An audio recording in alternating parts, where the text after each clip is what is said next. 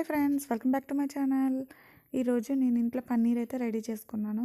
ముందుగా లీటర్న్నర పాలు అయితే నేను తీసుకున్నాను. అది 2 పొంగులు పొంగనిచ్చి తర్వాత కిందకి దించుకున్నాను. ఆ వేడి మీదే ఏం చేశానంటే కొంచెంగా వాటర్ తీసుకొని వాటర్లో వెనిగర్ వేసుకున్నాను అనమాట. డైరెక్ట్ వెనిగర్ అనేది కలపకూడదు. అందుకని వెనిగర్ కలపకుండా కొంచెం వాటర్లోని వెనిగర్ తీసుకొని అది కొంచెం కొంచెం వేస్తూ ఈ పాలు కలుపుతూ ఉన్నాను అనమాట. ఇంకా వెనిగర్ చాలకపోతే మళ్ళీ కొంచెం వేసుకొని కొంచెం కలుపుకున్నాను. తర్వాత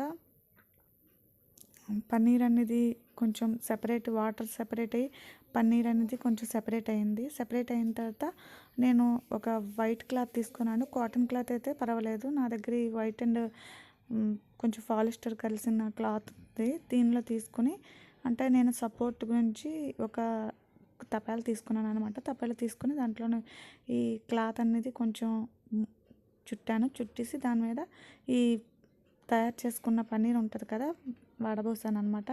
వడబోసుకున్న తర్వాత అదేం చేశాను, బాగా వాటర్ అంటే నేను కొంచెం వాటర్ వేసి ఎక్కువ పన్నీరు వేసాను అనిపించింది. అందుకని కొంచెం దాంట్లో వాటర్ కూడా కలిపాను.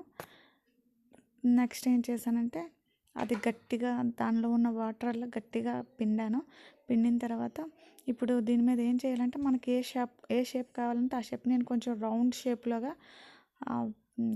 ఆ పన్నీర్ మొత్తాన్ని ఇలా అడిచి దాని మీద నిండుగా వాటర్ తప్పేలా ఉంటుంది కదా, అది నేను వెయిట్ అనేది ఆ వెయిట్ నాకు సరిపోద్ది అనిపించింది పెట్టాను.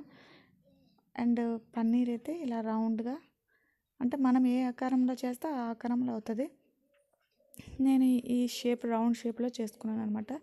పన్నీర్ చూడండి ఎంత బాగా వచ్చిందో. అండ్ ఈ వీడియో కనుక మీకు నచ్చినట్లయితే లైక్ చేయండి, షేర్ చేయండి, సబ్స్క్రైబ్ చేయండి. Please subscribe my channel. Thank you for watching. Bye.